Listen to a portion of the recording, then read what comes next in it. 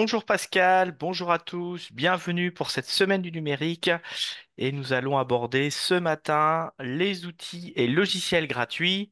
Qu'est-ce qui reste, Pascal? Qu'est-ce qui nous reste encore comme outils et applications gratuits? Est-ce qu'il en reste tout d'abord? Bonjour à tous et à toutes. Voilà, donc bienvenue pour ce webinaire de notre semaine d'automne. Donc nous allons vous proposer, comme le disait Thierry, un webinaire sur les outils et les applications gratuites. Donc vous connaissez maintenant un petit peu le principe de l'utilisation de nos outils. Donc vos micros et vos caméras sont coupés et donc on fera l'animation conjointement avec Thierry, mon collègue. Donc, comme d'habitude, les petits outils en bas, privilégiez les petits outils questions et réponses pour nous poser vos questions. Et puis, on y répondra. On fera quelques petites coupures pendant le webinaire et on vous laissera poser vos questions et on y répondra au fur et à mesure de l'avancement de notre petite réunion. Pour votre information, on est sur les formats classiques, c'est-à-dire à peu près 1h15, 1h15, 1h20 à peu près de webinaire, suivant évidemment les questions que vous allez nous poser. Alors, la petite équipe que vous commencez à connaître au niveau des animateurs et des référents numériques de la Chambre de métiers région Bourgogne-Franche-Comté, donc avec des petits changements, on va refaire le petit tour de table. Donc, David qui couvre trois départements, Lionel, Émilie dans le 71, Thierry qui est avec moi ce matin dans le 89, notre nouveau petit collègue Corentin qui nous rejoint, qui est dans le 58, et moi-même qui suis dans le 21. Donc, avec une équipe régionale et avec des compétences différentes et complémentaires, ce qui nous permet d'intervenir les uns et les autres sur les différents sujets qui touchent au numérique. Alors, premier petit point, on parle d'outils, de logiciels gratuits.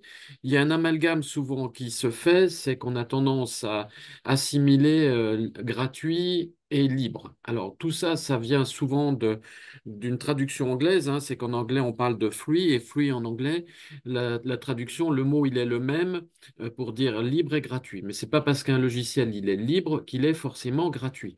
On est bien d'accord que gratuit, le coût, il est de zéro. Quand on parle de logiciels libres dans le domaine du numérique, il y a un certain nombre de conditions pour qualifier l'outil de libre. C'est que le code source, c'est-à-dire ce qui a servi à créer le logiciel, soit disponible, ce qui va permettre d'apporter des compléments, éventuellement des améliorations par des programmeurs ou par des gens qui connaissent bien les outils. Et puis, il va avoir un certain nombre de restrictions, un certain nombre de conditions qui font que l'utilisation ne pourra pas se faire de n'importe quelle façon. Mais donc, faire bien la différence hein, sur la traduction entre le libre et le gratuit. Il faut être vigilant. Et donc, nous, ce qu'on va essayer de vous proposer aujourd'hui, c'est un maximum d'outils gratuits, au vrai sens gratuit du mot, que ce soit donc des logiciels ou des applications. Alors, on a de plus en plus tendance à avoir des applications en ligne. Les logiciels, évidemment, on va les installer sur nos ordis. Les logiciels portables, il n'y a pas d'installation. Et sur ces applications, il faut être très, très vigilant sur quels outils on va pouvoir les utiliser, notamment quand on va les installer sur nos ordis. Est-ce qu'on est sur des versions Windows? Est-ce qu'on est sur des versions Mac, pardon? Est-ce qu'on est sur des versions Linux? Et puis même à l'intérieur de chaque système d'exploitation, on va reprendre l'exemple de Windows, attention à la compatibilité, que les versions soient bien adaptées à telle ou telle version de Windows. Donc ça, il faut être très très vigilant quand on installe ce genre d'application, ce genre de logiciel. Et puis pour les applications en ligne, eh ben, en règle générale, un navigateur Internet, ça suffit largement, hein, et on n'a pas besoin de savoir si c'est des versions Windows, des versions Mac, etc. A priori, on pourra les utiliser sur n'importe quel type d'appareil. Ça peut être également des tablettes, ça peut éventuellement être des smartphones dans certains cas de figure, mais dans ce cas-là, on est simplement lié au navigateur. Et attention, pareil, suivant les applications, quel navigateur il faut utiliser. Des fois, on a des petites différences d'utilisation ou de non-utilisation suivant les navigateurs.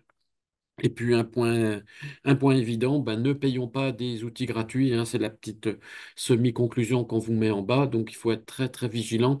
Il y a des fois des versions qu'on appelle aujourd'hui les freemium, hein, c'est-à-dire qu'il va être gratuit un certain temps, et puis après il va passer en version payante, donc faut bien faire attention à ce genre de choses. Bon, quelques règles d'usage, parce que ces outils, il faut se débrouiller un petit peu tout seul, donc faut aller les chercher. Le petit conseil évident, alors qui n'est pas toujours très pratique et très facile à mettre en place, c'est de bien aller sur le site officiel de l'éditeur. Ça, c'est important. Attention au site de téléchargement également, parce que souvent, on va se retrouver avec des pubs qui vont en partie payer le fait de la semi-gratuité de ces outils. Et puis également, lorsqu'on fait les installations, bien être vigilant parce qu'il y a des fois des options qui vont se rajouter, des cases qui vont être entre guillemets précochées et qui vont des fois entraîner des problématiques derrière, des choses qui vont s'installer en complément, voire d'autres outils qui vont s'installer et qui risquent de devenir un petit peu gênants et un petit peu embêtants pour les utilisateurs. Et puis une chose aussi qui peut être faisable, bah, c'est tout bêtement de regarder un petit peu ce qui existe sur le net, de comparer, d'aller regarder dans des revues, de vérifier les critiques. C'est ce qu'on fait nous souvent au niveau des collègues, vérifier un petit peu ce qu'on dit des applications, et puis ensuite éventuellement les tester, puis voir un petit peu ce que ça donne et ce qu'on peut faire avec ces outils. Pour les applications en ligne, mais évidemment, une connexion Internet. En règle générale, on n'a pas trop de soucis pour la majorité d'entre elles au niveau du débit. Et puis attention sur les durées de validité. Dans certains cas de figure, la durée est limitée dans le temps ou elle n'est pas limitée. Et est-ce que si elle est limitée, on va nous dire, ben voilà, vous pouvez vous servir de l'outil pendant X jours gratuitement. Et après, soit l'application va tomber, soit elle va devenir payante. Et puis un conseil également, ces applications en ligne, souvent on a besoin d'une adresse mail au moins pour aller les télécharger, voire pour les activer. Le conseil également qu'on peut vous donner, c'est d'utiliser une adresse mail poubelle. Évitez d'utiliser vos adresses mail traditionnelles, entre guillemets. Donc vous avez un site qui permet de créer des adresses mail poubelles, hein, celui que vous avez tout en bas de la slide, le yopmail.com, qui va vous permettre de créer une adresse temporaire, le temps d'aller télécharger, éventuellement d'utiliser et de tester ces applications. Et puis également, un point important depuis la loi de 2018, c'est la loi sur le RGPD. Donc bien vérifier les mentions légales. Qu'est-ce qu'on va faire des données? Est-ce qu'elles vont être récupérées? Est-ce qu'elles vont être vendues? Est-ce qu'on va être soumis à d'autres obligations? Donc faut être vigilant par rapport à cette loi du RGPD qui est quand même assez contraignante, mais qui permet justement de se protéger au niveau de l'utilisation de certains outils. Alors maintenant, Pascal va nous présenter des outils, des logiciels gratuits. Donc la sélection qu'on vous a préparée, elle n'est pas exhaustive, elle est loin d'être exhaustive. C'est ce qui nous a semblé être les logiciels adaptés aux activités dans le secteur de l'artisanat. Certaines sont évolutives. Il y a des choses qu'on vous dit aujourd'hui, mais qui peuvent évoluer parce que certains outils font évoluer leurs offres ou leurs modèles. Donc attention aussi de toujours bien vérifier, comme l'a dit Pascal, les durées ou les modalités d'utilisation. Voilà, donc on va faire un petit tour de l'offre. Je vais commencer, Thierry en fera une partie. Voilà, on va se compléter au fur et à mesure sur la présentation des outils qu'on a sélectionnés. Voilà, je rejoins tout à fait Thierry. La sélection qu'on a faite, elle est faite à un instant T. Il faut peut-être que parmi nos auditeurs, il y en a certains qui utilisent d'autres applications gratuites. Donc on est également preneur de ce genre d'outils. Alors, on va commencer par les outils basiques, nos fameux outils bureautiques. Alors, on a mis traitement de texte, tableur, mais souvent il y a d'autres fonctionnalités. On pense du diaporama, etc. Là, dans un premier temps, qu'est-ce qui existe au niveau des logiciels? Alors, on a mis à la fin et on l'a barré volontairement OpenOffice, qui est certainement le plus connu, mais qui commence à dater un petit peu puisqu'il n'y a plus d'évolution, il n'y a plus de mise à jour. Donc, certes, c'est un outil qui marche toujours bien, qui est entre guillemets un équivalent de Word Excel de version il y a quelques années, mais on a quand même d'autres outils dans le domaine de la bureautique qui sont un petit peu plus modernes et relookés. Le premier, c'est LibreOffice. Et le deuxième, c'est FreeOffice. Voilà, deux outils. Le premier étant le plus connu et le plus proche de Word Excel avec des modules également Word, équivalent Word, équivalent Excel, mais équivalent PowerPoint également, des modules de graphes, etc. Donc on a vraiment un outil qui est très complet et qui est compatible, on va dire quasiment à 100% avec Word Excel, avec une ergonomie, on vous montrera juste après, qui ressemble étrangement à Word Excel. Donc ça, Pascal, oui. LibreOffice, il est utilisé par des administrations, par des collectivités? Oui, notamment, hein, puisque les collectivités, il y a des préconisations qui sont faites, notamment pour des restrictions budgétaires et éviter le monopole Microsoft. Donc oui, il y a beaucoup de collectivités, il y a beaucoup d'administrations qui utilisent ces outils-là. Donc, le petit conseil qu'on peut vous donner, même si vous utilisez un pack Office traditionnel, installez un LibreOffice sur vos ordis. Ça peut vous permettre de travailler plus facilement, notamment avec certains organismes et d'ouvrir certains fichiers d'une manière un petit peu plus facile. Éviter des fois des conversions avec Word Excel.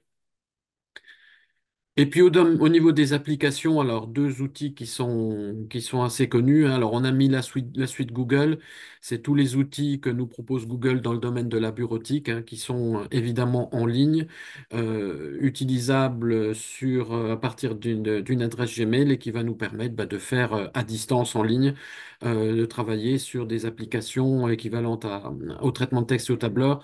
Bon, avec des fonctions souvent un peu, pas souvent, mais qui sont un petit peu réduites mais qui permettent quand même de travailler pas trop mal. Et puis autrement, la version Office, donc ça c'est Microsoft Office, la dernière version 365, qui est également une version en ligne, et qui là va être vraiment l'équivalent de Word Excel. Donc ça veut dire que si on crée un compte Outlook, un compte Hotmail, on a à disposition cette suite Office 365 via Internet gratuit. Voilà, en ligne. Alors, pour vous montrer, hein, on a fait des copies d'écran de LibreOffice dont on parlait à l'instant, alors qui s'appelle Writer pour le module traitement de texte équivalent à Word, et puis le module Calc qui est l'équivalent d'Excel. Donc, si vous regardez l'ergonomie des copies d'écran et l'ergonomie des icônes, on est quasiment équivalent. Alors, peut-être pas tout à fait pareil parce qu'il y a quand même des copyrights, etc., qui existent, mais on va dire qu'au niveau de l'apparence et des fonctionnalités, ça ressemble étrangement aux outils qu'on connaît au niveau de la bureautique traditionnelle de Word et d'Excel. Toujours dans le domaine des indispensables, évidemment, les navigateurs Internet. Donc là, on a mis de côté Internet Explorer qui n'existe plus, on va dire, et puis autrement, les traditionnels Edge, Firefox, Chrome, Safari, Opera. Installons toujours deux navigateurs minimum sur nos ordis. On a tous vécu certains sites qui fonctionnent plus ou moins bien avec tel ou tel navigateur. Et puis également, si vous êtes par exemple dans la phase de création de site, etc., donc ça peut être toujours très utile et très pratique de tester, de regarder un petit peu ce que donnent nos sites et nos applications, de les visualiser vraiment en grandeur réelle sur nos deux navigateurs minimum, pour qu'on puisse avoir un comparatif et puis éviter d'avoir des petits soucis après. Donc, on utilise au moins deux navigateurs. Après, il y a des préférences des uns et des autres, mais on va dire après, c'est souvent une question de coût par rapport à tout ça.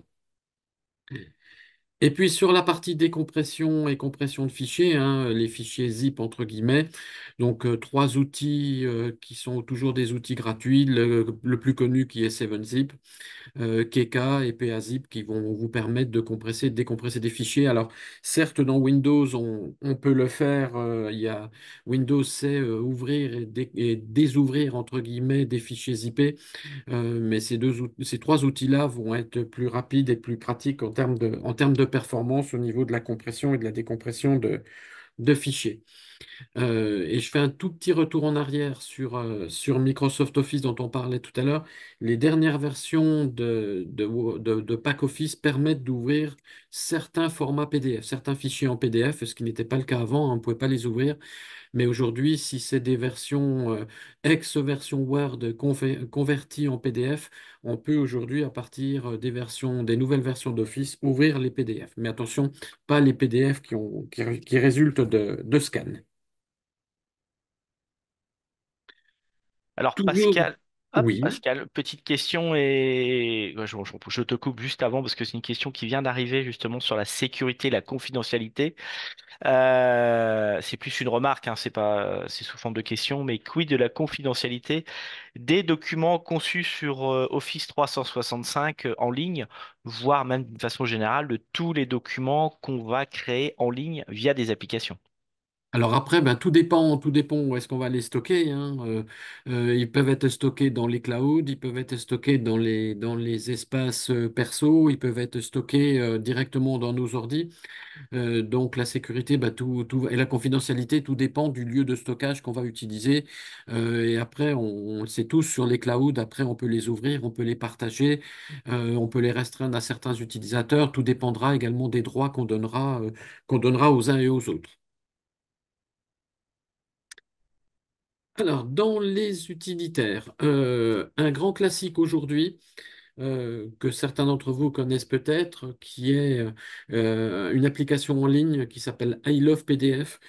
Et je pense qu'aujourd'hui, ça fait vraiment partie des incontournables qui va nous permettre, alors on vous a mis une petite copie d'écran, mais il y a tout un tas de fonctionnalités complémentaires qui vont nous permettre de fusionner plusieurs PDF entre eux et de les mettre dans l'ordre qu'on veut, de séparer des PDF, hein, ça arrive des fois, on a un fichier PDF avec un certain nombre de pages ou un certain nombre de documents inclus dedans, donc on voudrait les séparer.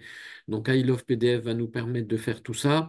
On en parlait il y a 2 minutes, des ouvrir entre guillemets du PDF en Word, convertir du PDF en JPEG, etc., du Word en JPEG. Bref, on a tout un tas de fonctionnalités qui se font avec cette application qui est pour moi une des plus performantes aujourd'hui au niveau de l'utilisation indirectement des PDF.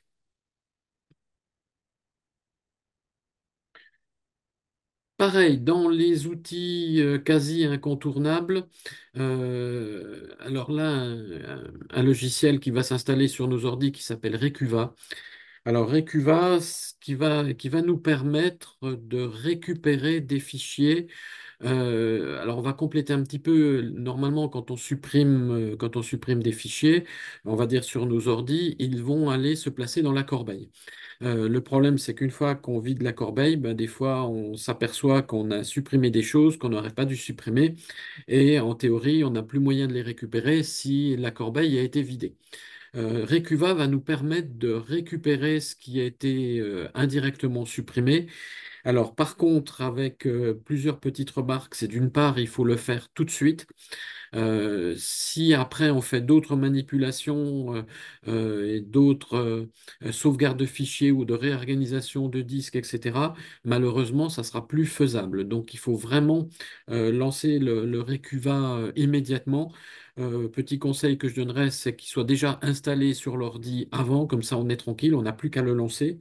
Et on va demander à Recuva d'aller dans tel ou tel dossier ou dans tel ou tel emplacement de notre ordi, rechercher ce qui a été supprimé, on va dire entre guillemets accidentellement, et qui va nous permettre de les récupérer. Donc c'est vraiment un outil qui est très puissant qui permet de faire une récupération quasiment totale en cas de suppression et puis surtout qui va permettre également de récupérer des fichiers sur d'autres supports. Je pense à des clés USB ou je pense à des cartes mémoire style mémoire, carte mémoire photo, où là par contre il n'y a pas de notion de corbeille, hein. Donc autant dans notre ordi, quand on supprime, ça va dans la corbeille et on a encore un petit espoir de le récupérer avant de vider la corbeille. Mais sur des clés USB ou sur des cartes mémoire, malheureusement, comme il n'y a pas de corbeille, en cas de suppression, ben là, ça peut être la catastrophe. Donc, Recuva va nous permettre de récupérer, on va dire quasiment d'une manière presque parfaite des fichiers qui ont été supprimés sur les supports. Donc c'est vraiment un outil pour moi incontournable dans les indispensables dont on parlait tout à l'heure. Il en fait vraiment partie. Toujours dans les utilitaires. Alors, un outil, on en a enlevé un qu'on utilisait, même nous, au niveau de l'équipe numérique, il y a quelque temps, on en parlera juste après. TeamWeaver, qui va permettre de prendre la main à distance sur un ordi. Donc, ça, c'est ce qui peut permettre de faire des interventions, du dépannage sur des ordis d'autres utilisateurs. Donc, c'est un outil qui peut être très pratique aussi. Un gestionnaire de mots de passe, alors ça, on est tous un petit peu enquiquinés aujourd'hui avec le nombre de mots de passe qu'il faut changer, qu'il faut mémoriser, qui sont compliqués à retenir avec un certain nombre de caractères. Ben, le petit utilitaire qui s'appelle KeePass va permettre justement de garder les mots de passe, de les mettre en mémoire, éventuellement d'en générer d'autres. C'est un outil qui est pareil, gratuit et qui permet d'avoir pas mal de fonctionnalités au niveau de la gestion des mots de passe. D'autres outils, alors là, qui vont être un petit peu plus techniques et sur lesquels je dirais qu'il faut quand même avoir un petit peu de vigilance, ce sont des utilitaires. Alors, il y en a d'autres, mais la sélection qu'on vous a faite, on pense qu'elle est la plus performante aujourd'hui. Optimiser le fonctionnement de son ordinateur, donc nettoyer tout ce qui est fichier temporaire qui ne servent à rien, optimiser le démarrage de l'ordi, faire un petit peu de ménage dans des logiciels qu'on a installés, qu'on voudrait désinstaller, mais que Windows n'arrive pas à désinstaller ou désinstalle mal. Donc il y a des utilitaires qui vont nous permettre de faire ce genre de manipulation et qui sont assez performants. Alors le premier est très connu, il s'appelle CCleaner. Le deuxième un petit peu moins, mais il fonctionne également très très bien, qui est Glary Utilities. Et puis deux derniers logiciels qui vont nous permettre de faire un petit peu de ménage et d'aller repérer si on n'a pas de fichiers un peu bizarres ou de petites applications qui risquent d'enquiquiner le fonctionnement de notre ordi, qui sont ADW Cleaner et Malwarebytes. Donc ça, ce sont vraiment des applications complémentaires qui vont permettre d'optimiser le fonctionnement de l'ordi, d'assurer son nettoyage, voilà, de faire un petit peu, d'avoir un ordi qui soit pas trop mal et qui soit propre. Alors, au niveau de la sécurité, on a fait un petit focus parce que là, il y a un gros débat. Il y a un petit focus sur les outils de sécurité. Donc, il existe des antivirus gratuits. On en a mis deux qui sont parmi les plus connus et qui s'appellent Avast et qui s'appellent Avira. Des versions gratuites, alors c'est toujours un débat entre dire je mets des antivirus gratuits ou je mets des antivirus payants. Il est évident que en termes techniques, les solutions payantes seront plus performantes. Mais pour une utilisation basique, on peut dire dans un premier temps, un antivirus gratuit, pourquoi pas? Et on le voit aujourd'hui, il faut à la fois protéger les ordis, protéger les smartphones de plus en plus.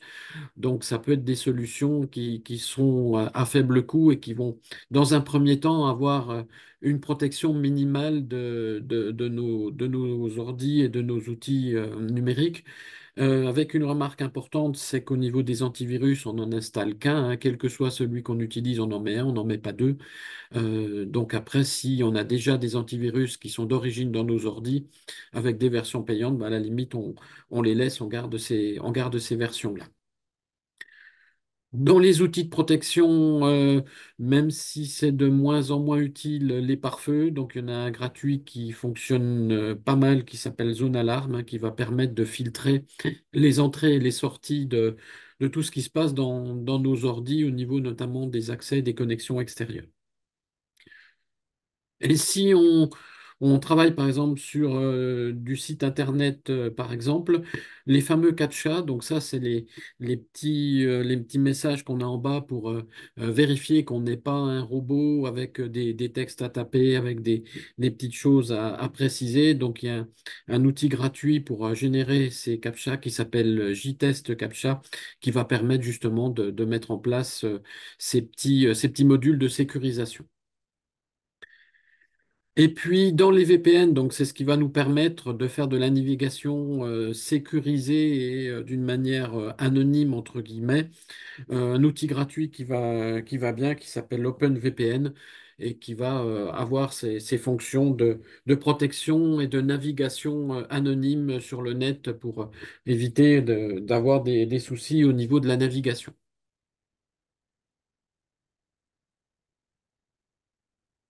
Alors, toujours dans les utilitaires. Alors, ce qui est un petit peu à la mode, entre guillemets, depuis notamment le confinement et qui s'est développé, c'est les outils de visioconférence.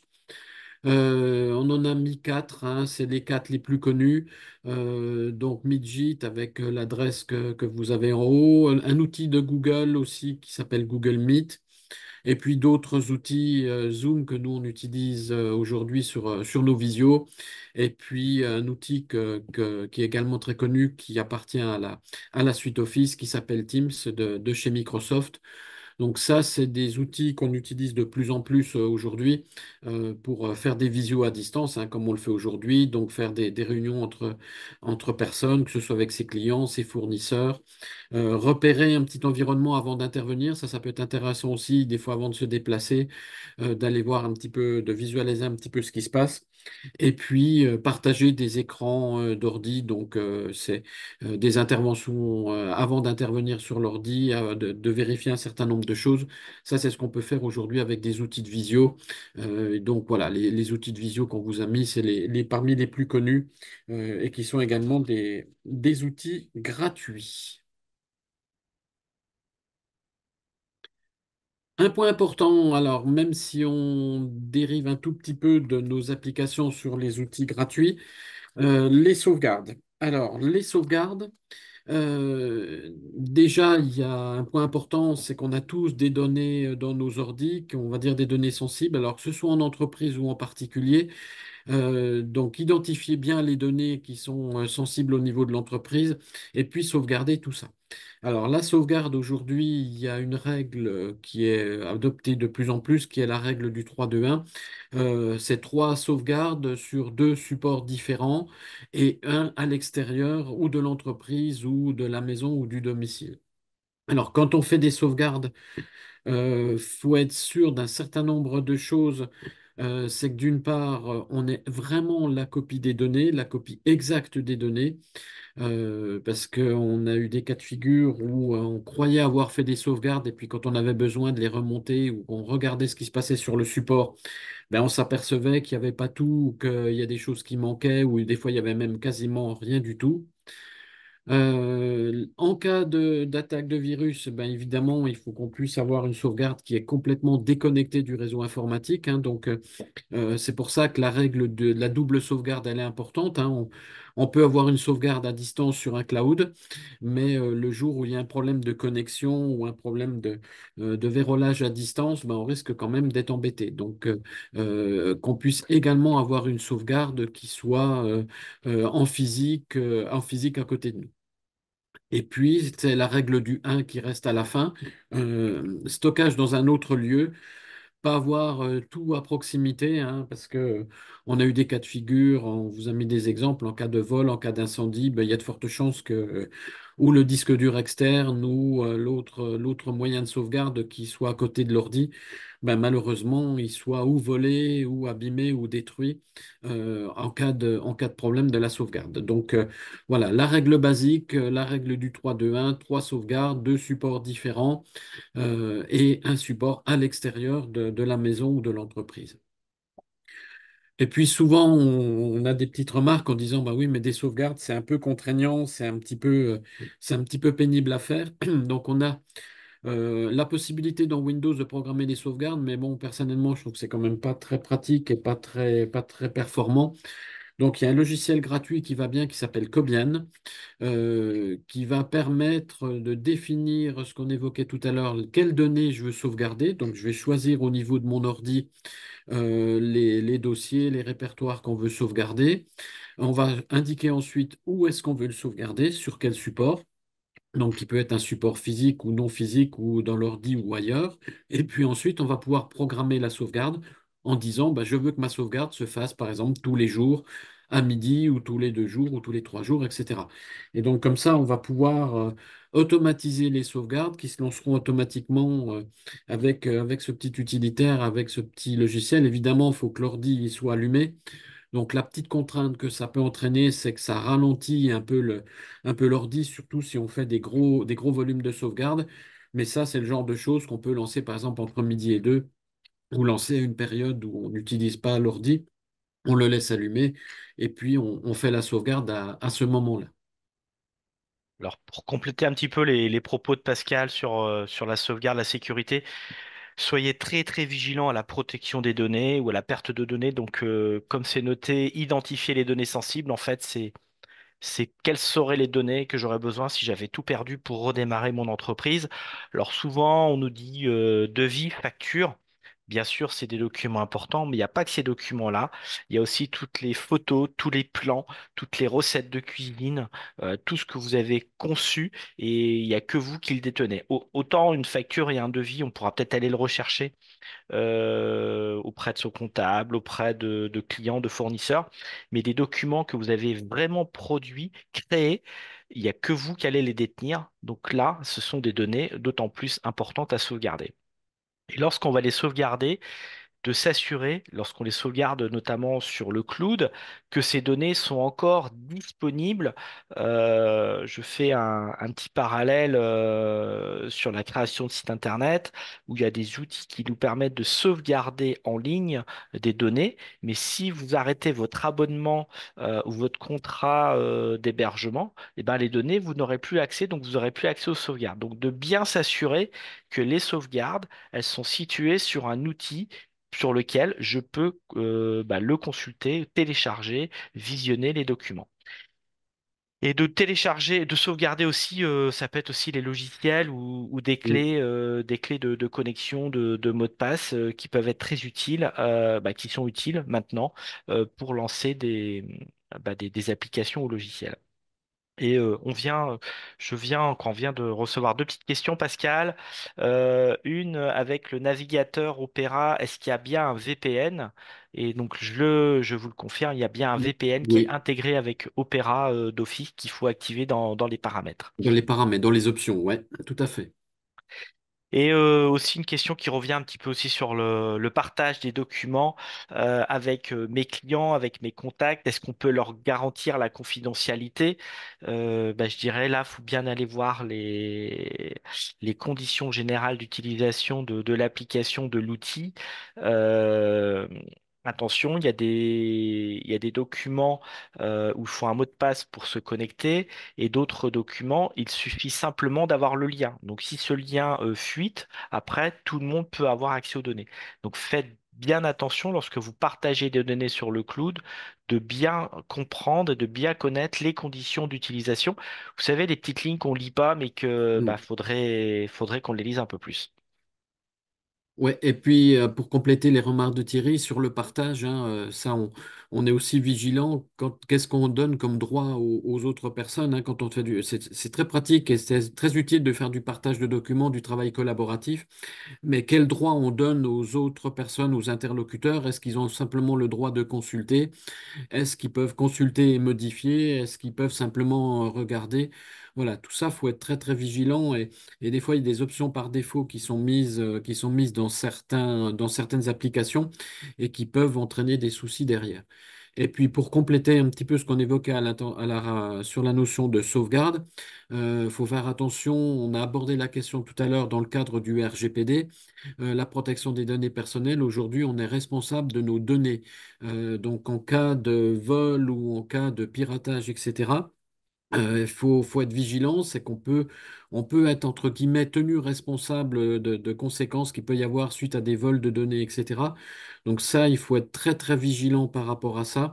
Et en cas de vol de données, je prends l'exemple d'un fichier client, on a une obligation aujourd'hui depuis la loi du 25 mai 2018, qui est la loi du RGPD, de prévenir les personnes, comme quoi on a eu un souci. Alors à chaque fois, les remarques qu'on a, on nous dit, bah oui, mais comment on prévient les gens? Si on n'a plus le fichier client, par exemple. exemple, ben, ça veut dire qu'en théorie, j'aurais dû faire des sauvegardes, hein. Et ça rejoint notre discours de tout à l'heure. Pour moi, l'obligation de faire des sauvegardes, c'est pas le RGPD qui me l'impose, c'est ma logique d'utilisateur informatique qui fait qu'aujourd'hui, les données que j'ai dans mon ordi, je dois les sauvegarder. Bon, c'est une raison technique évidente, mais c'est aussi une raison légale qui fait qu'en cas de souci, ben, on peut avoir des problèmes derrière, on peut être, je ne vais pas dire suspecté, mais on peut être mis dans le collimateur, dans la boucle en disant, ben, vous n'avez pas pris de précautions au niveau de la sauvegarde de vos données qui ont été volées, piratées, etc. Et donc, toujours dans le cadre du RGPD, ben, il faut prévenir la CNIL, hein, la Commission informatique et liberté, comme quoi on a eu un vol de données. Alors, on le voit régulièrement pour les structures un petit peu plus importantes, mais au niveau de nos entreprises, c'est quand même important aussi. Voilà, c'est ce qu'évoquait Thierry tout à l'heure. Attention, les données de l'entreprise, il peut y avoir quand même des points sensibles. Il peut y avoir ou des brevets ou des choses comme ça qui font que il faut être très très vigilant aujourd'hui sur les sauvegardes et sur la protection des données. Et ça fera le lien avec le webinaire, je crois, de cet après-midi, Thierry, qui est sur justement la cybersécurité et la cyberhygiène. Alors, cybersécurité, ça fait peur. Et aujourd'hui, c'est plus le mot cyberhygiène. En fait, c'est pas de se protéger en mettant des verrous, des cadenas de partout.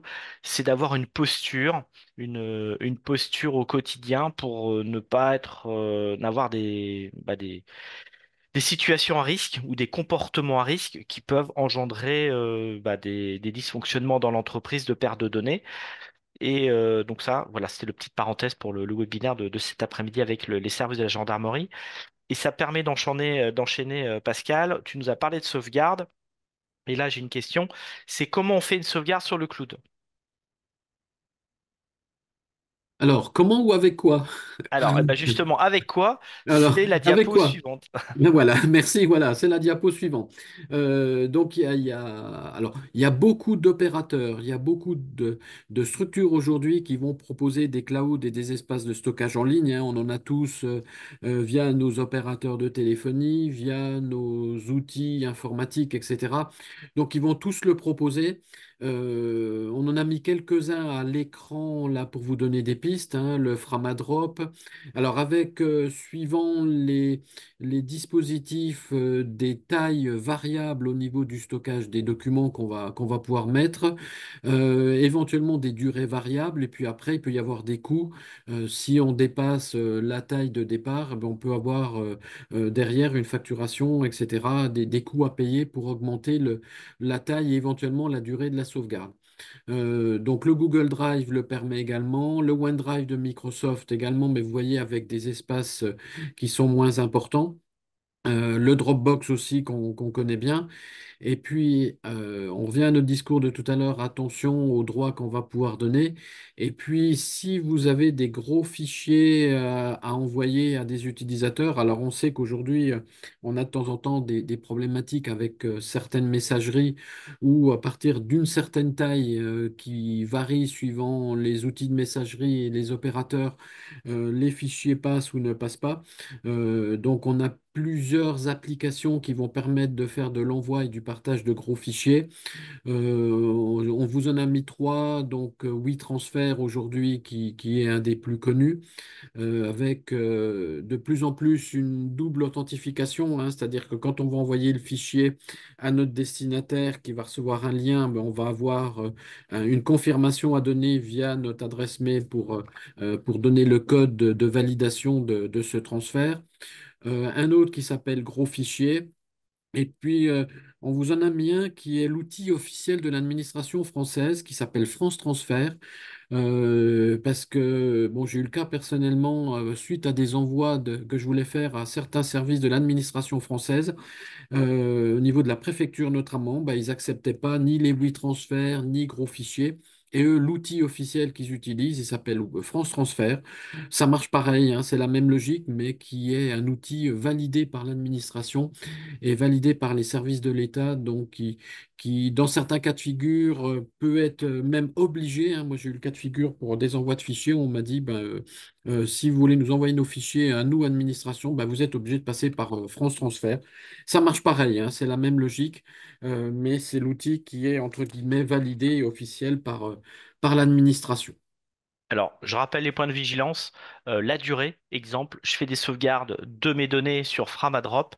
Attention, la durée de sauvegarde, c'est 45 jours. Donc, c'est 45 jours, c'est court. Si c'est du stockage ou de l'échange à très court terme, c'est un outil qui peut être utilisé, qui fait domaine Framadrop, c'est partie de la suite de tous les logiciels Framasoft qui sont dans le domaine du libre et du gratuit. Mais attention sur la durée de stockage. Pareil, si on stocke des documents de traitement de texte, si on les remodifie pas, je crois, dans les 6 mois, si je me trompe pas, le document est supprimé. Donc on n'est pas sur du stockage à vita aeternam. Voilà.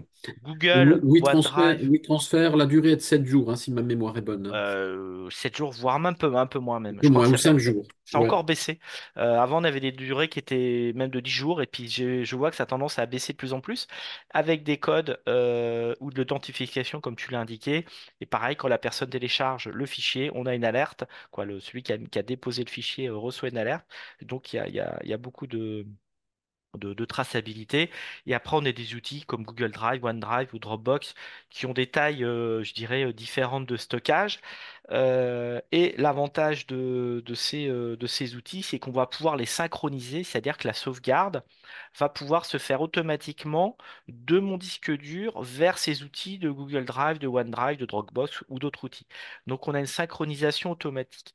Et là, ça me permet de rebondir sur une question qu'on voit arriver, que je vois sur le chat. J'ai sauvegardé mes logiciels avec une application. Est-ce que c'est suffisant ou est-ce qu'il faut faire plus de sauvegarde? Ben, attention, quand on est dans le domaine de la sauvegarde ou de la synchronisation automatique, il faut bien avoir une sauvegarde à côté parce que vous imaginez, pareil, par exemple, que mes données soient vérolées sur mon ordinateur, et ben avec la synchronisation automatique, ces documents vérolés vont se retrouver automatiquement aussi sur le cloud. Et si je vais consulter ces documents qui ont été cryptés avec mon téléphone, et ben sur mon téléphone, les données vont être resynchronisées. Et du coup, en fait, on a une circulation de l'information qui va très vite. Et du coup, je n'ai pas une donnée exacte, une sauvegarde exacte qui n'a pas été modifiée, qui n'a pas été, oui, inaltérée. Donc, quand vous êtes en synchronisation automatique, il faut bien avoir à côté une sauvegarde gravée dans le marbre. Et moi, je conseillerais de faire une sauvegarde une fois par an de ces données. Je vais paraître peut-être vieux en disant ça, mais de graver ça sur un CD ou un DVD, parce qu'aller effacer des CD des données sur un CD ou un DVD, c'est très dur. Alors qu'effacer des données sur un disque dur ou une carte SD, ça peut être très facile avec CTRL A et SUP ou alors tout simplement ouais. un aimant qui peut détruire des données. Donc attention à la synchronisation automatique. Il faut bien avoir à côté des données qui ne bougent pas, qui soient gravées dans le marbre. Et puis attention, pour compléter ce que disait Thierry, c'est que dans certains cas de figure, quand il y a des logiciels qui sont installés directement sur l'ordi, le fait de sauvegarder la totalité du disque ne garantit pas forcément le fonctionnement du logiciel, hein, parce que il y aura peut-être des clés, ce qu'on disait tout à l'heure, à rajouter ou des interventions à faire qui feront qu'au niveau de la sauvegarde, on a beau remonter la sauvegarde, dans certains cas de figure, le logiciel ou l'application ne fonctionneront pas. Donc il faut, dans certains cas, garder les sources au niveau de l'application et du logiciel pour éventuellement pouvoir les réinstaller et puis derrière, pouvoir réutiliser les données. Donc avec en plus des phénomènes qui peuvent se passer, c'est que d'une sauvegarde à l'autre, et on a eu le cas encore il n'y a pas très longtemps, d'une sauvegarde et d'un moment à l'autre, les formats de fichiers peuvent changer et on a besoin de remonter une sauvegarde d'il y a quelques années, je pense des fois dans le cadre de contrôle de gestion, etc. Et on ne peut pas remonter les sauvegardes. Ben, on peut les remonter, par contre, mais on ne peut pas relire les fichiers parce que les formats de fichiers ont changé, etc. Donc il faut être vigilant sur du long terme, qu'on puisse être certain que les sauvegardes vont fonctionner et vont vraiment être réutilisables dans un temps ultérieur. Alors, si vous avez des données qui sont très sensibles, ou avec, comme l'a dit Pascal, avec des logiciels, des applications très, très particulières, alors, je ne parle pas des formats de texte ou tableur ou fichiers photo, hein, mais des données très spécifiques, la meilleure solution pour vérifier si nos sauvegardes sont bonnes, c'est d'utiliser un autre ordinateur on appelle ça un système virtuel, et de faire une restauration. comme si on était dans le cas d'une paire de données. On va restaurer les données et on va voir si ces sauvegardes sont exploitables. Ce sera là, je dirais, la seule solution pour vérifier si nos sauvegardes sont exploitables. Parce qu'il n'y a rien de pire que de sauvegarder, et le jour où on doit les restaurer, s'apercevoir que la sauvegarde n'est pas fonctionnelle. Voilà sur cette première partie, on va dire, liée un petit peu à tout ce qui est domaine bureautique, utilisation avec les outils indispensables, on va dire au quotidien sur nos tâches, on va dire, de bureautique et informatique basique. Je te passe la parole, Thierry, pour la Allez, suite sur les outils de la com. allez, c'est parti. Allez, hop. Je vois, juste avant, je viens de voir passer une question sur Cobian. Oui, c'est bien Cobian Soft pour faire les sauvegardes, Sauvegarde. Cobian Backup, qui permet de faire les sauvegardes des fichiers. Des Alors, outils. attends. Hop, Hop. hop, hop, ça bouge dans tous les sens. Voilà, je le mets là. Voilà. Les outils nécessaires à la communication. On est dans un monde aujourd'hui de communication, traitement de l'image, traitement de l'audio, traitement de la vidéo, site internet. Aujourd'hui, euh, je dirais on peut presque tout faire avec des logiciels gratuits. Je mettrai un petit bémol, et c'est Pascal qui me le dira. Attention au logiciel de gestion, mais ça on le verra, je pense, tout à l'heure. Mais en domaine du graphisme, vous avez des logiciels qui sont gratuits pour faire de la retouche d'image. Le logiciel pro que vous connaissez, c'est Photoshop, c'est la référence. Photoshop coûte aujourd'hui, c'est une licence payante qui a un prix qui est pas négligeable. Et vous avez l'équivalent dans le logiciel à installer sur son ordinateur, c'est Photofiltre. C'est un petit outil qui permet tout de suite de modifier très rapidement des photos. Ça fonctionne sous Windows. Vous avez l'équivalent de Photoshop dans le domaine gratuit, c'est GIMP, qui peut être un petit peu déroutant au début lors de son utilisation, mais l'avantage de GIMP, c'est qu'il va être compatible sur Windows, sur Mac et, si je ne me trompe pas, sur Linux. Si on veut faire de la conception graphique, c'est du dessin vectoriel ou les formats SVG ou oui, de la conception de visuels. Vous avez un outil qui s'appelle Inkscape qui est entièrement gratuit, qui peut même générer différents formats, qui peuvent même aller, par exemple, pour faire de la découpe avec des CNC, des machines numériques ou des découpeuses laser. Voilà, des outils qui peuvent aussi s'interfacer maintenant avec des modules de production. Là, vous avez l'interface de photofiltre avec le petit logo de nos partenaires qui financent nos actions, le Conseil régional de Bourgogne, la Bourgogne-Franche-Comté, la Banque populaire Bourgogne-Franche-Comté et MAF. Vous avez des outils qui permettent de faire de la retouche. Et en dessous, vous avez une interface avec GIMP où vous avez un photomontage, je dirais de trois photos.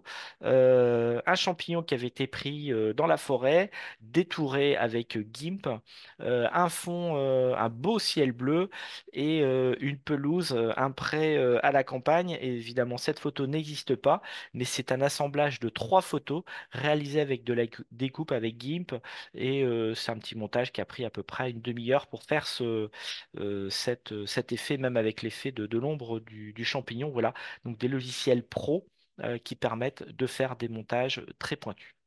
Alors aujourd'hui, je pense qu'on va voir la remarque parce que on a notre collègue Lionel qui est féru de tout ça. On va dire, bah oui, mais ce genre de choses, aujourd'hui, on fait un coup d'intelligence artificielle et on se fait ça en 10 secondes. Alors certes, mais on a quand même des cas de figure où les outils traditionnels restent quand même un petit peu plus performants et un peu plus utiles pour certains cas particuliers. C'est pour ça que j'ai dit on a mis à peu près une demi-heure pour faire cette photo. Ouais. Aujourd'hui, on a des outils qui vont permettre d'aller beaucoup plus vite, mais ce qui est important, c'est de bien aussi connaître des outils qui peuvent permettre de faire des recadrages ou des fonctionnalités très particulières. Donc tout est complémentaire dans les outils. Aujourd'hui, on ne va pas vous présenter un seul outil pour faire du graphisme, mais en fait, c'est une suite de plusieurs outils qu'il faut utiliser, adapter pour arriver au résultat souhaité.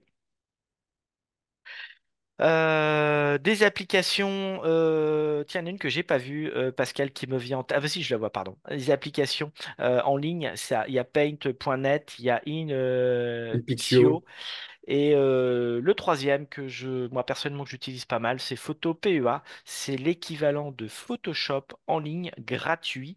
Il va gérer les calques, il va gérer aussi les formats PSD, le format Photoshop. Et on peut aussi lire avec tout ce qui est format Illustrator, InDesign, hein, des outils qui sont dédiés, utilisés par les professionnels, notamment pour faire des visuels, des logos ou des montages de plaquettes, de flyers.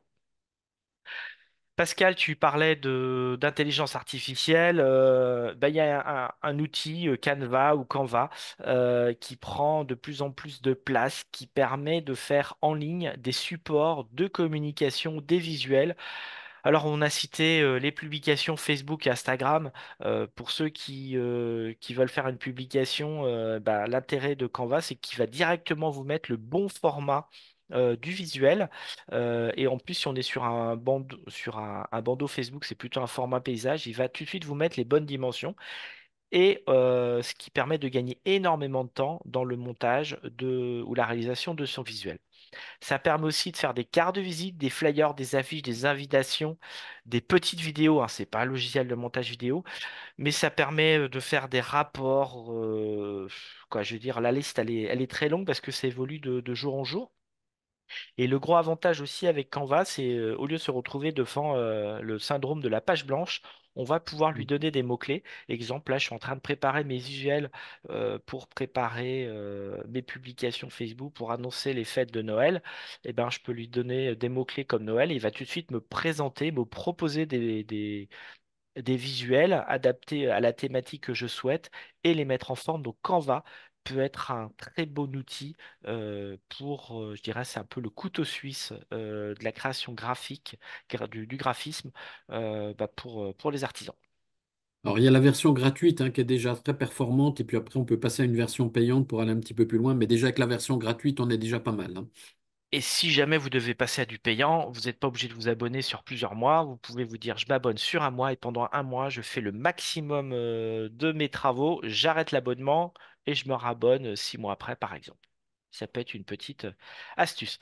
Et voilà, l'interface de Canva avec en haut les types de publications que je peux produire.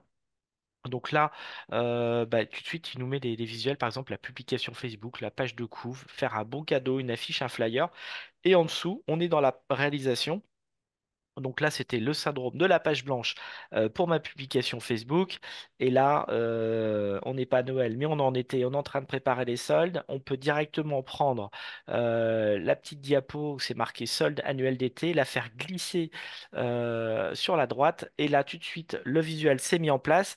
Évidemment, si les photos ne me conviennent pas, je vais pouvoir modifier les photos, ajouter mes propres photos, changer le texte. Quoi, tout est modifiable, paramétrable. Dans le On change de domaine, domaine? pardon? On change de domaine? Allez, là on était dans le domaine graphisme. On peut aussi être amené à faire du dessin vectoriel. Alors du dessin vectoriel, ce sont des dessins euh, où qu'on va surtout utiliser pour faire des plans ou derrière en vue de fabriquer quelque chose. LibreCAD qui va nous permettre de faire des fichiers DXF, c'est le mot barbare. Souvent c'est le logiciel AutoCAD qui est utilisé, qui est encore utilisé dans le domaine de la production. Mais LibreCAD, ça va nous permettre de faire des fichiers DXF qui vont pouvoir être utilisés directement, par exemple, sur des plotteurs de découpe. Donc c'est les petits cutters de numérique ou par exemple des découpeuses laser qu'on voit arriver de plus en plus dans les entreprises ou dans les Fab Labs ou dans les associations. FreeCAD, c'est un outil qui va permettre de modéliser, de faire des maquettes en 3D ou des fichiers en 3D, par exemple, en vue d'une impression sur des imprimantes 3D, ou tout simplement pour faire des plans. Ou des modèles de pièces et qu'on pourra, je dirais, faire bouger un peu dans tous les sens pour des fois expliquer à son client le type de pièce ou d'agencement qu'on veut réaliser. Sweet Home 3D, on va plutôt l'utiliser pour faire de l'aménagement de l'intérieur de son local, à l'intérieur de sa maison, l'intérieur de son atelier. Ça permet aussi même de faire des plans en 2D, voire en 3D.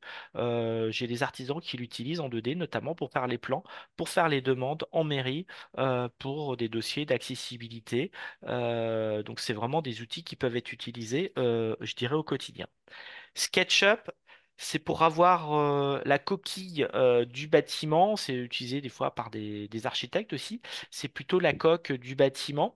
Et là, ça va être pour faire de la conception 3D de bâtiments. Mais on peut aussi réaliser des pièces en 3D en vue derrière, simplement de sortir des plans ou de les faire fabriquer avec des machines numériques.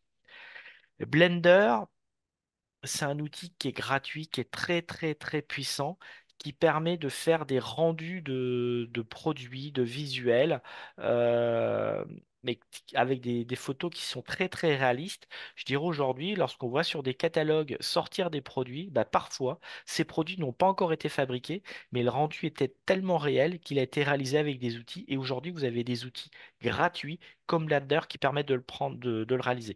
Alors, gratuit, ça ne veut pas dire facile à prendre en main. Mhm. Attention, Blender, c'est un outil qui est très très puissant, mais assez dur à prendre en main. Et qui peut être complémentaire de SketchUp, hein, c'est-à-dire qu'on peut faire le produit dans SketchUp et puis Blender va faire le rendu matière, le rendu éclairage, le rendu dans le monde entre guillemets réel. En fait, tous ces outils, là, les 4 ou 5 outils qu'on vient de vous présenter, en fait, sont complémentaires, ce sont des ateliers différents. On peut naviguer de l'un à l'autre en fonction de ce qu'on veut faire. On peut faire très bien avec LibreCAD le rendu, les pièces en 2D et de voir l'assemblage avec des outils comme Blender ou FreeCAD ou SketchUp. Mav Implant, il sort un petit peu de l'ordinaire parce que c'est un outil qui a été mis en place par l'INRS. L'INRS, c'est un institut national sur la recherche et la sécurité. Et il propose de faire des agencements intérieurs. Et vous avez sur la côté la photo d'un aménagement d'un garage fait avec cet outil je dirais, en quelques clics. Alors ça concerne des métiers très spécifiques comme les garages automobiles ou poids lourds, le secteur de la boulangerie-pâtisserie, la logistique et et les restaurants. Ça permet à terme de faire des analyses de risque ou de voir la circulation des biens, stockage des matières, des matériaux. Et ça peut être très utile pour faire de l'agencement de locaux, même si je ne suis pas dans les 4 domaines qui sont notés à l'écran. Mais par exemple, bah, j'ai une activité de bureau, et ben, on peut très bien utiliser la partie bureautique du module garage et faire tout l'agencement de son local, de son bureau, où on a les meubles, les chaises, tout. Et ça permet de faire des rendus assez réalistes et de voir bah, s'il y a des choses qui passent ou pas. Moi, par exemple, j'ai utilisé pour l'agencement de garage. Alors, tout passait très bien. On avait presque fait du Tetris.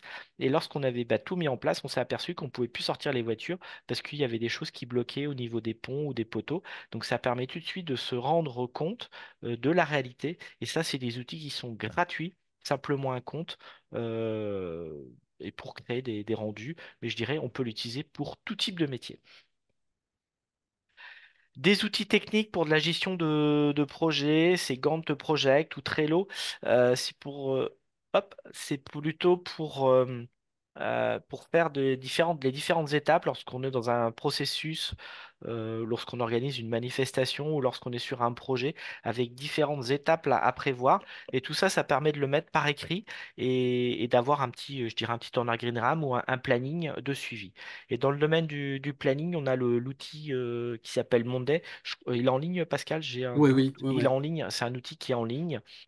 Et vous avez aussi des outils comme Doodle pour les gestions de rendez-vous ou trouver des dates communes. Alors ça, on l'utilise assez souvent, nous, entre collègues. On veut trouver une date commune, mais on a tous des impératifs.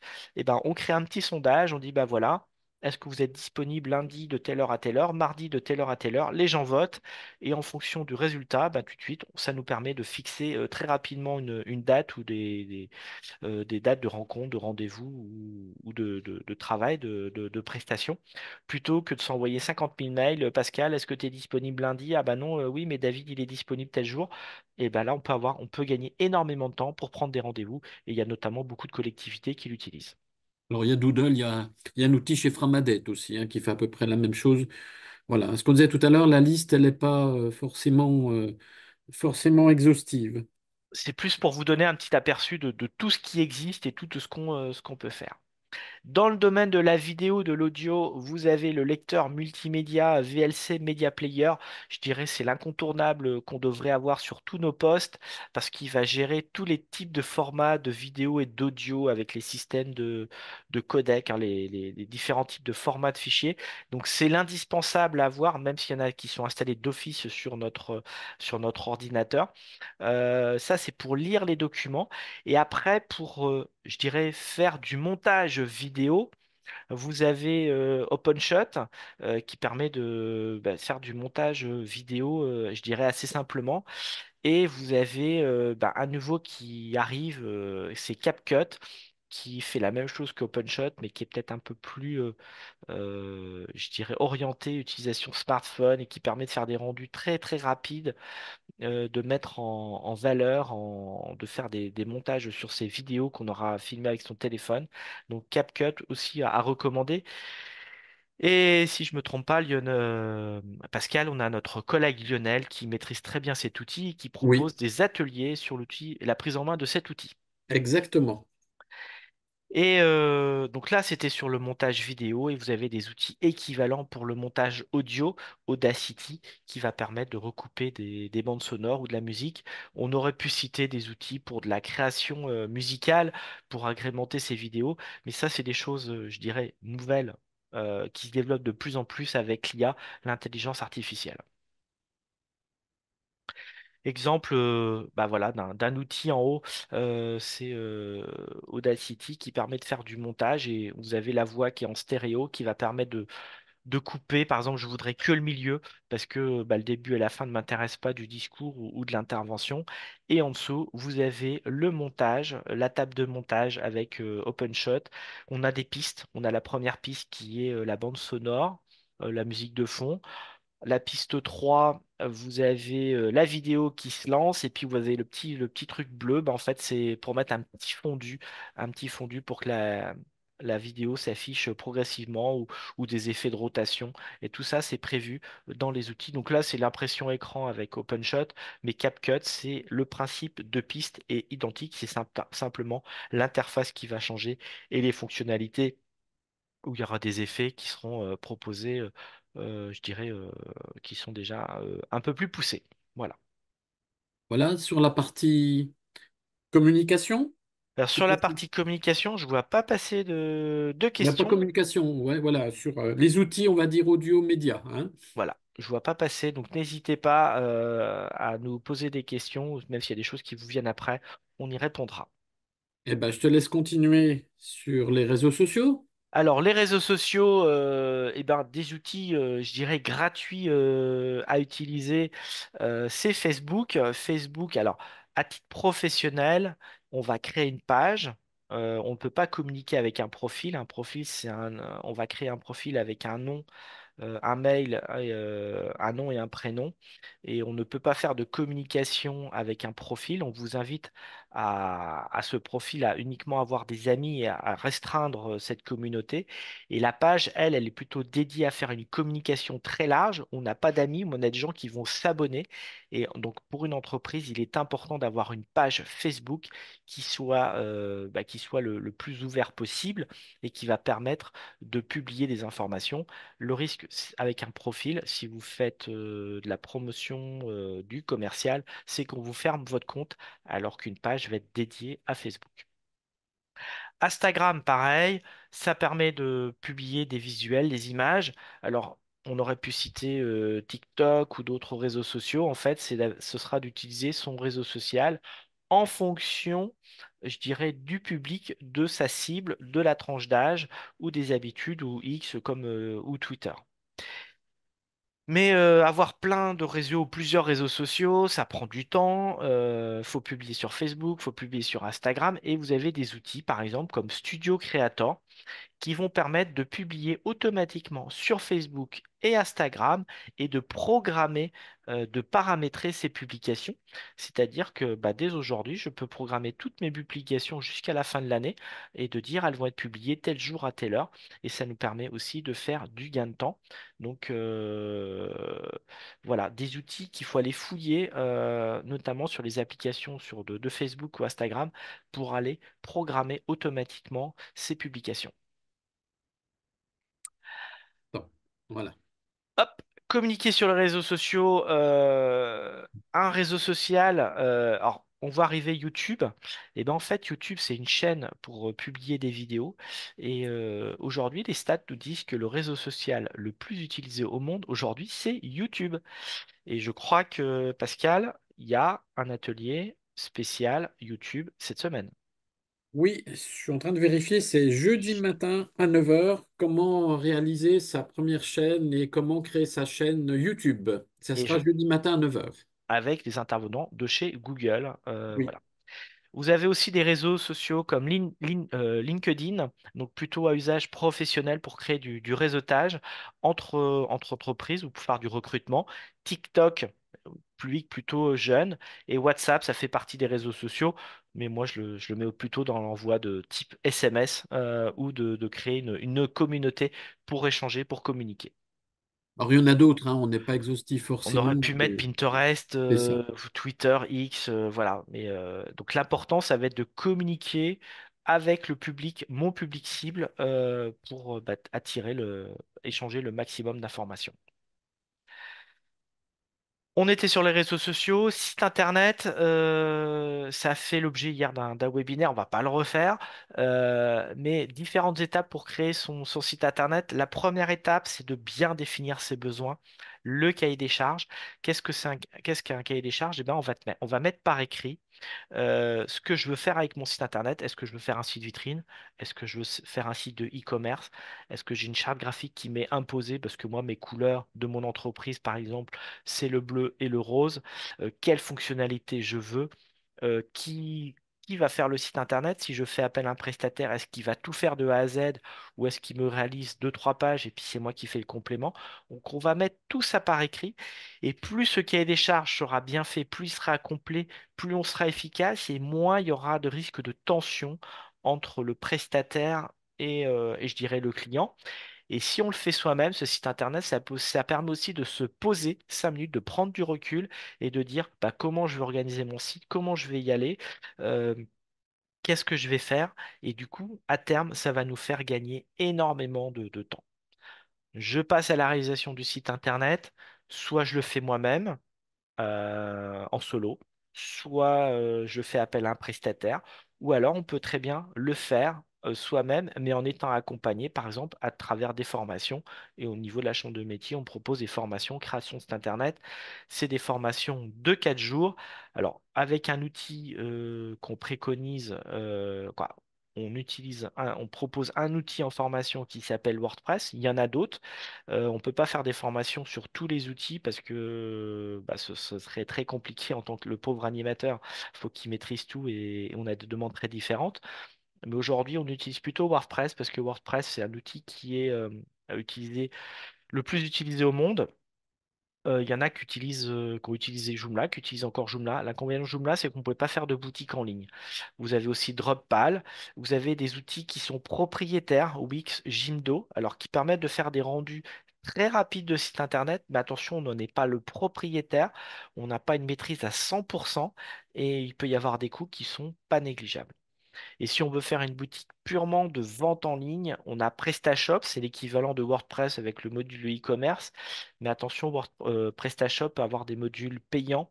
Donc c'est important dès le départ de bien définir ses besoins et pour ensuite, bah, je dirais, avoir une vision du coût que ça va me coûter à la création et ensuite du coût périodique, annuel, mensuel, pour bien savoir où on va. Et sache quoi, le conseil que je donne, il faut que le conseil que je donnerai aux artisans, c'est de bien être le propriétaire du nom de domaine. C'est vous qui achetez le nom de domaine. Exemple artisanat-bfc.fr. C'est vous qui devez l'acheter. Et après, quand vous passez par des solutions style WordPress ou Wix ou Jimdo, PrestaShop, de savoir si vous aurez la main à 100% ou pas sur l'outil. Voilà. Attends, voilà. Hop. On a vu les réseaux sociaux, on a vu un site internet. Bah ouais, mais ce serait peut-être bien que je le fasse connaître à mes contacts. Et là, je dirais, ce qui est très très important, ça va être de constituer son fichier clientèle. C'est quoi un fichier clientèle? C'est un document, alors ça peut être en papier, mais là on est dans le numérique, donc en tant qu'à faire, on va essayer de le faire avec un logiciel numérique. Ça va être un document, on va avoir les coordonnées de nos clients, exemple, l'adresse, le téléphone, le mail, pour pouvoir échanger avec eux, communiquer. Alors, on peut très bien le constituer au départ avec des logiciels style tableur. On a mis Excel, LibreOffice ou les autres FreeOffice qu'on a cités tout à l'heure. Mais ça peut être aussi avec des outils un peu plus poussés de gestion de relations clients avec les logiciels de gestion. Et donc ça, c'est un document qu'on va alimenter au quotidien, au jour le jour. C'est du travail, je dirais, c'est un tout petit peu de travail, mais au quotidien, et qui, à terme, peut rapporter gros. Mais attention, lorsqu'on est sur du logiciel de gestion, il faudra bien penser à faire une sauvegarde et d'être capable de lire ce fichier, cette sauvegarde, si jamais, par exemple, on n'a plus la licence d'utilisation du logiciel de gestion. Et c'est ces données, évidemment, qu'il faudra bien protéger par rapport à la RGPD, ce qu'on disait tout à l'heure. Et on va stocker dans ce fichier clientèle que les données qui me sont nécessaires à mon activité. Je suis une entreprise de bâtiment, j'ai pas besoin d'aller récupérer le numéro de la sécurité sociale de mes clients. Je caricature un peu, mais c'est de stocker uniquement ce qu'on a besoin. Et je vais pouvoir envoyer avec ce fichier clientèle, ça va me permettre d'envoyer un contact, d'envoyer un mail à mes contacts, un courriel, par exemple, pour présenter mes produits, mes services, des nouveaux produits, un nouveau site internet, mes vœux de début d'année. Et là, typiquement, moi, je vous propose d'envoyer un mail une fois par an, pas plus, pour des activités, je dirais, artisanales, bah, pour présenter ses vœux en début d'année, au mois de janvier, et de dire coucou, j'existe, et je vous souhaite la bonne année. Et pour info, vous pouvez me rejoindre ou me suivre sur mes réseaux sociaux, sur mon Facebook, sur mon Instagram, sur mon TikTok, ou alors vous abonner à ma newsletter ou aller sur mon site internet, commander tel et tel produit. Et vous avez des outils comme Brevo qui permettent d'envoyer 300 mails par jour ou Mailjet 200 mails par jour. Et si vous me dites, bah, j'ai 600 mails, bah, comment je fais? Eh ben, avec Brevo, on fera une campagne aujourd'hui, on l'enregistre et demain, on fera l'envoi des 300 mails supplémentaires. Et l'avantage de ces outils, c'est qu'ils vont gérer automatiquement les liens de désabonnement et ça va être conforme à la RGPD. Donc, s'il y en a qui s'intéressent, on va organiser, ou sur notre site, on a donné un peu les dates des ateliers pour utiliser, prendre en main Brevo. Si je ne me trompe pas, d'ici la fin de l'année, on a un atelier qui est prévu à Auxerre et à Nevers. Et Pascal, si je ne me trompe pas, c'est prévu début 2025 de proposer des dates, des sessions dans d'autres départements de la région. Tout à fait. Alors, pour préciser un tout petit truc, Brevo, ça s'appelait avant Send in Blue, hein. Donc peut-être que pour certains de nos auditeurs, ils ont encore en tête l'ancienne dénomination de ce logiciel. Mais là, c'est des outils qui vont être très importants à mon sens pour communiquer lorsqu'on veut lancer un produit, un service. On revient sur la sécurité, c'est un autre cheval de bataille aujourd'hui, c'est aussi la cyberhygiène, c'est la gestion des mails. Alors, petit conseil, toujours privilégier deux mails, un mail pro et un mail perso. On mélange pas les deux. Voire un troisième, comme l'a dit tout à l'heure Pascal, un mail poubelle pour tout ce qui est inscription à des newsletters ou à des pour télécharger, utiliser des logiciels. mais un outil qui va nous permettre de voir si notre adresse mail a été piratée. Il suffit de saisir cette adresse dans ce site internet et ça va nous dire si notre adresse mail a été piratée, récupérée, et ça peut avoir ça peut nous donner énormément d'informations et ça peut être très utile pour comprendre pourquoi si on reçoit énormément de spam ou de courriers indésirables, peut-être que notre adresse mail a été piratée. Vous recevez un mail qui vous paraît un petit peu bizarre, eh ben, on peut vérifier l'authenticité d'une boîte mail avec un outil comme que captainverif.com. On tape l'adresse du destinataire et ça va nous donner si l'adresse existe. Moi, je l'ai utilisé, j'ai vérifié pas plus tard qu'hier encore. J'ai pris mon adresse mail, j'ai fait une faute volontaire dans mon adresse mail et tout de suite, ça m'a dit que l'adresse mail n'existait pas. Donc ça peut aussi nous rassurer ou pas lorsqu'on reçoit des mails indésirables ou qui nous paraisseraient suspects. Tout à l'heure, Pascal nous a dit l'importance d'avoir des mots de passe. On en a besoin de plus en plus, mais il y a des mots de passe. Alors déjà, le mot de passe 1, 2, 3, 4, 5, 6, 7, 8, 9 ou admin, c'est les mots de passe à bannir parce que des robots mettent à peu près 0 secondes pour les trouver. Voilà. Donc vous avez security.org qui va vous permettre de vérifier le temps que mettrait un robot pour déchiffrer un mot de passe. Et ça vous permet tout de suite de se rendre compte de la complexité de son mot de passe, s'il est sécurisé ou pas.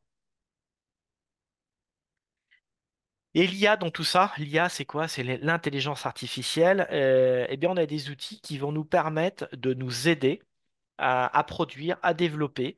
Ce sont des assistants sur des domaines très variés. Alors, ChatGPT, c'est plutôt dans le domaine de la production de textes, d'écrits. DALL-E, on est plus dans la production de visuels. D'images. Google Gemini, c'est le produit de Google où lui, je crois qu'il reprend on a des modules spécifiques texte et spécifiques visuels.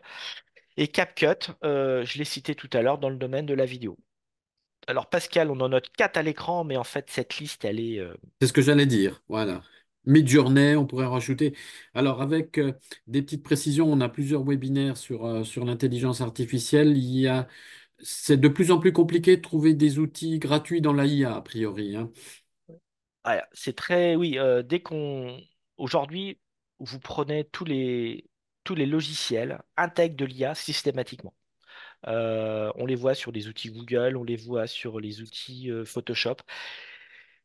Et c'est la bonne occasion de rajouter des fonctionnalités payantes. Voilà. Donc, alors attention aussi à l'IA, ça va pas tout faire en mode classe. Pascal, on aurait très bien pu faire ce webinaire avec de l'IA, On aurait pu. mais on l'a pas fait. Euh, mais ça peut nous aider au quotidien à produire, à fabriquer, à générer. Il faudra toujours avoir un œil critique de ce qui est produit. Et en fait, la qualité du rendu, ça dépendra de comment on lui parle, comment on lui demande, hein. C'est comme si on parle à un enfant.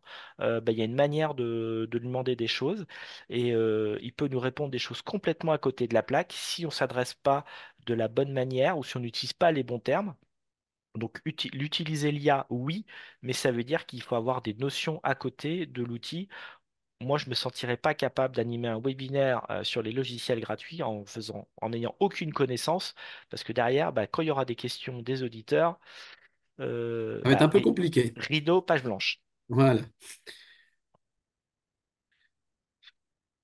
Alors, un des points aussi sur lesquels on est souvent interpellé, c'est par rapport à la gestion. Les outils de gestion, est-ce qu'il y a des outils gratuits ou pas? Alors, il faut faire attention à un certain nombre de choses. C'est que dans les outils de gestion, on a des lois hein, qui sont sorties, notamment depuis 2018. On en a eu deux importantes.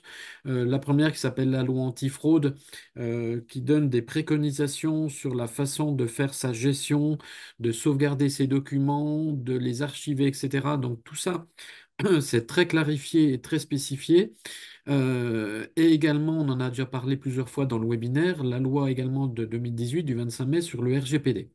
Ce qui fait que Normalement, des outils de gestion aujourd'hui qui sont de vrais outils de gestion, entre guillemets, doivent vraiment respecter ces deux aspects législatifs.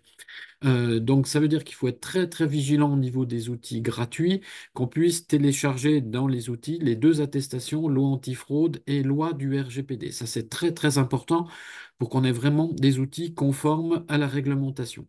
Et puis un autre point qu'il faut avoir en tête, qui va arriver d'ici un petit peu plus d'un an et demi maintenant, c'est la facturation électronique, où là, on va encore en avoir une couche supplémentaire, où il faudra vraiment que nos outils de gestion soit habilité, vérifier un certain nombre de points.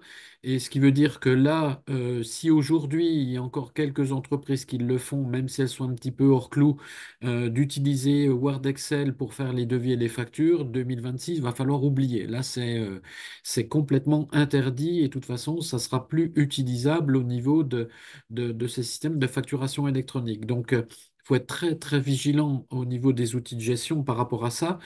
Et puis également pour certaines de nos entreprises qui sont, on va dire, les ex-auto-entrepreneurs, hein, pour faire simple, c'est les micros non assujettis à la TVA. Attention, elles sont non assujetties à la TVA avec le fameux article 293B du Code général des impôts, hein, où on doit clairement afficher qu'on est non assujetti à la TVA. Le non assujetti à la TVA veut dire qu'on n'applique pas de TVA. Donc ça veut dire que pour ces entreprises-là, sur les documents de devis et de facture, je ne veux pas voir une TVA à 0%, je ne veux pas voir de hors-taxe ni de DTC, c'est des montants nets, etc. Et on a beaucoup de logiciels, notamment des outils gratuits, qui derrière disent clairement pour les fameux autos, ben, vous mettez TVA à zéro. Attention, on n'est absolument pas dans les clous au niveau de la législation. Donc, en plus des autres points dont on a parlé tout à l'heure sur les lois de 2018, où là, c'est à vérifier, là, on est clairement avec des outils qui ne sont pas conformes à la législation. Donc, il faut être très, très vigilant par rapport à ça, sachant que ce qu'on évoquait tout à l'heure, le couperet de 2026 va encore en rajouter une petite couche.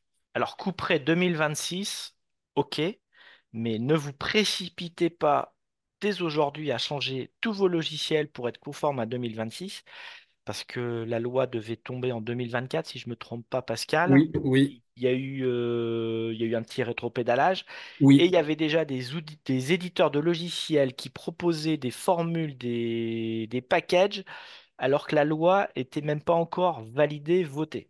Tout Donc, à fait. Et puis, il y a encore eu un petit changement. Il y a une quinzaine de jours qui va être important par rapport à ça, hein. Il y a encore un nouveau point que les services de l'État ont mis en place et qui va encore modifier un petit peu la donne par rapport à ce que tu disais à l'instant. Donc, facturation électronique, oui, il faut qu'on va s'y préparer. On vous informera, on vous accompagnera sur cette transformation, mutation, mais surtout ne signez pas dès aujourd'hui des engagements pour des outils pour être générés automatiquement les PDF. Il faut y aller, oui, mais on se précipite pas. Exactement. Donc, on peut citer quelques outils de devis-facture qui sont gratuits, qui sont conformes à la législation avec des cas un petit peu particuliers, hein. On vous en a mis quatre, il y en a d'autres. C'est Gestan, c'est Henri. Alors, attention, Henri, pas pour les auto-entrepreneurs, puisque dedans, il y a clairement une indication TVA zéro. Donc, ça, on l'oublie. Mayae, Dolibar, qui sont des outils qui fonctionnent bien. Et puis dans des outils, on va dire, un petit peu plus élevés, qui sont de vrais outils gratuits. Pour faire de la compta et de la gestion, il y a même des modules de paye. Il y a Oxygène qui est excellent, qui est la version gratuite d'un grand éditeur qui s'appelle Memsoft, qui est vraiment un outil excellent. Et un autre qui s'appelle Concerto. Donc ça, ce sont vraiment de très très bons outils de compta et de gestion gratuite. Alors avec toujours les mêmes petites précautions, c'est que sur ces outils-là, il faut se faire accompagner. On n'installe pas et on ne paramètre pas des outils de devis facture, même s'ils sont gratuits n'importe comment. Il y a besoin qu'il y ait un petit coup de main de la part d'un professionnel ou d'un prestataire. Alors, vous allez me dire, ça rejoint indirectement ce qu'on avait dit au début, on ne paye pas pour des outils gratuits. Là, je ferai une toute petite parenthèse, c'est que sur des outils de gestion, il va falloir être très, très vigilant sur l'utilisation, sur la mise en place et sur le paramétrage. Donc là, c'est peut-être un petit peu le cas particulier où une intervention de professionnel, une intervention de prestataire peut être judicieuse parce que derrière, ça peut avoir des conséquences non négligeables au niveau de la légalité et de vraiment la bonne utilisation de ces outils-là au niveau des entreprises. Mais très, très vigilant sur les outils de gestion gratuite. Alors, il y en a de plus en plus en ligne. Pareil, faut bien avoir en tête qu'il y a de la législation, hein, et on en a parlé un petit peu tout à l'heure. Il y en aura une nouvelle en 2026. Donc, extrêmement prudent au niveau de ces choix, de ces outils-là. Autant si on utilise un LibreOffice et puis qu'on fait des choses moyennement bien dedans, ça me gêne pas trop. Autant dans des outils de gestion, ça me chagrine un petit peu plus. Donc, faut bien être vigilant par rapport à ces outils-là. Pascal, j'ai une question sur le chat. Moi, je suis pas spécialiste de ces logiciels de gestion. On nous pose la question, que pensez-vous de facture.net? Déjà, je ne sais pas si tu connais. Oui, alors je connais deux noms. Alors, je ne l'ai pas sous les yeux ici. J'ai un petit comparatif sur ces outils-là. Il faudrait que je regarde parce que moi, personnellement, j'en ai testé plusieurs, notamment celui-ci. Je vais pas dire de bêtises. Je regarderai puis je compléterai un petit peu les remarques au niveau de la personne par rapport à tout ça. Il faut être très vigilant aussi que bah, c'est comme sur beaucoup d'outils, les versions elles évoluent, il y a des mises à jour et des fois le discours qu'on a tenu il y a un an n'est pas forcément le même aujourd'hui. Je regarderai puis je pourrai répondre en dehors de la visio à la personne. Ok, merci Pascal. Et puis, on a parlé un petit peu de gestion d'outils gratuits. Il y a un acteur incontournable dans tout ça, mais bon, on en a déjà parlé pas mal dans le webinaire. Les outils Google, c'est un peu les outils incontournables aujourd'hui, hein, malgré tout ce qu'on peut en penser. Donc, il y a des choses dont on a déjà parlé dans le webinaire. Il y a quelques outils qui sont quand même pour nous incontournables, c'est notamment Google Agenda qui est vraiment un outil, un agenda gratuit en ligne, partageable, etc. Multi-agenda, donc qui est vraiment un outil excellent et vraiment très performant au niveau d'une gestion d'agenda. On a parlé tout à l'heure avec Thierry de la présence des entreprises sur le net. On a fait un focus important sur les réseaux sociaux, sur la création de sites.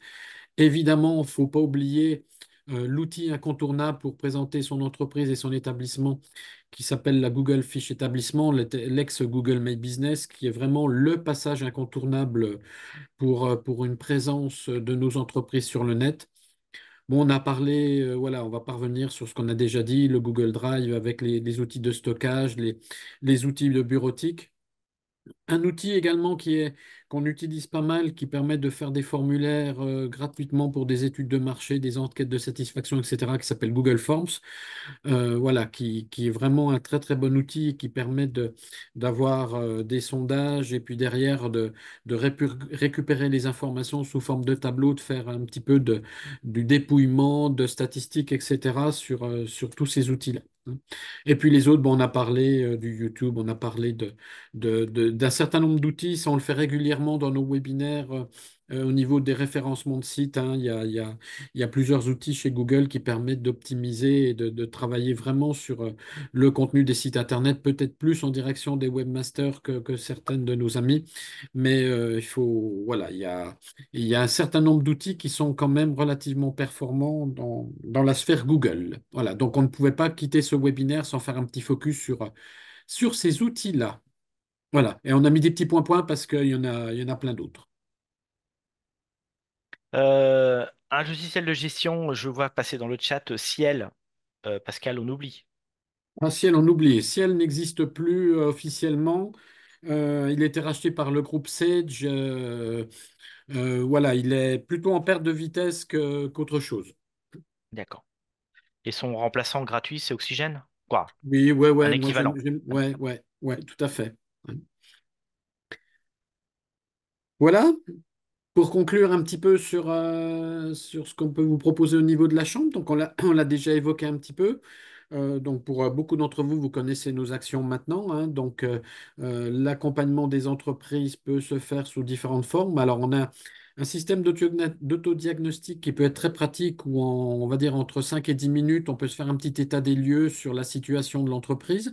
Donc, ça, en abordant différents points rapidement, ça peut être un premier outil qui est très facile.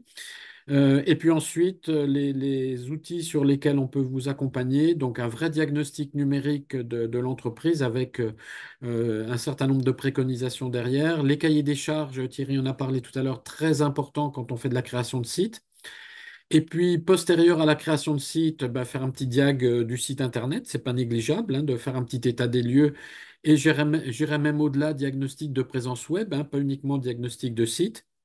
Et puis, tout un tas d'accompagnements qu'on peut vous proposer, notamment sur les aspects de législation. On a abordé le RGPD, on a également Chorus.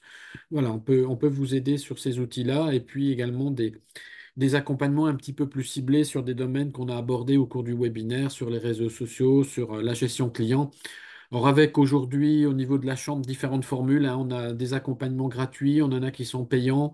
Voilà, suivant le contenu, la durée, les modalités, on a tout un panel de propositions qu'on peut vous faire au niveau du numérique avec l'ensemble des collègues dont on a parlé un petit peu tout à l'heure et qui peuvent vous aider sur le numérique au niveau de l'entreprise. Alors, Et dans voilà. ce que tu nous as présenté, Pascal, c'était plus du conseil individuel. On a aussi du collectif. Alors, le collectif, par exemple, ces webinaires, je le rentre dans le domaine du collectif. On a aussi des formations proposées par la Chambre de métier. Et on a ce qu'on développe de plus en plus au niveau de l'équipe numérique, c'est des ateliers numériques d'une demi-journée, des ateliers payants. Ceux qui me viennent en tête, il y a les ateliers Brevo pour faire des newsletters. On a les ateliers qui sont en train de se développer sur l'intelligence artificielle pour prendre en main les outils comme ChatGPT, comme DALL-E, comme CapCut. Et ces ateliers sont payants. Si je me trompe pas, c'est un coût de 60 euros par demi-journée. Oui, c'est Ces, a- ça. Oui, Ces ateliers ne sont pas pris en compte par le CPF. Ce qui va être éligible au CPF, le compte formation, ce seront plutôt certains stages, quelques stages et notamment le stage création de site internet. Et vous avez aussi pour tous les stages proposés par la Chambre de métier, pour les artisans, le programme Booster sa formation, le programme Booster. Et je crois que c'est un montant de 150 euros pour 50 heures de formation. c'est ça. Donc, Alors attention, réservé aux entreprises qui ressortent des activités artisanales, hein, qu'on précise bien. alors, euh, chef d'entreprise ou futur créateur d'entreprise artisanale. Oui, c'est ça. Ouais. Donc, si vous avez besoin d'explications, bah, vous nous faites un petit contact derrière. On est évidemment à votre dispo. Vous retrouvez sur la diapo que vous avez sous les yeux les coordonnées des différents référents numériques au niveau de la chambre. Donc, évidemment, on est à votre dispo pour vous accompagner, vous aider par rapport à tout ça. Et bah, si vous voulez t'accompagner, bah, je lance un petit sondage en ligne en attendant de voir s'il y a des questions encore qui nous arrivent. Si vous souhaitez être accompagné, vous pouvez nous dire voilà, le thème sur lequel vous voulez être accompagné, dans quel département vous êtes, et on redirigera les contacts vers les les personnes concernées. Voilà. On vous laisse quelques petites secondes pour mettre un petit peu de texte éventuellement, choisir votre département pour nous aider. Donc, n'hésitez pas, bah, vous avez nos mails, n'hésitez pas à revenir vers nous hein, si vous avez des questions, si vous avez des demandes. Et puis, vous avez aussi tous les webinaires qui vont se dérouler cette semaine avec cet après-midi la cybersécurité, la cyberhygiène avec service de la gendarmerie nationale. Et puis après, on va enchaîner au cours de la semaine avec des thèmes nouveaux comme les influenceurs dans l'artisanat, Dali, YouTube, les réseaux sociaux, et Les objets puis connectés. les objets connectés avec la domotique et aussi la gestion, les logiciels, je crois avec un éditeur, une suite de logiciels. Je crois que c'est avec EBP, Pascal. Tout à fait. Voilà, le programme qui vous attend sur cette nouvelle semaine du numérique au niveau de la chambre de métier. Voilà. Voilà. On voulait vous remercier pour votre présence, votre participation. Je ne sais pas, Thierry, si tu as d'autres petites questions avant Non, je vois qu'on pas ferme la arriver boutique. je vois des remerciements. Merci pour votre présence. Merci aussi merci pour votre participation à ces webinaires. Et puis, parce qu'on vous souhaite une bonne journée. Et puis, continuez à nous suivre sur cette semaine du numérique. Voilà, merci à tous et à bientôt. Au revoir.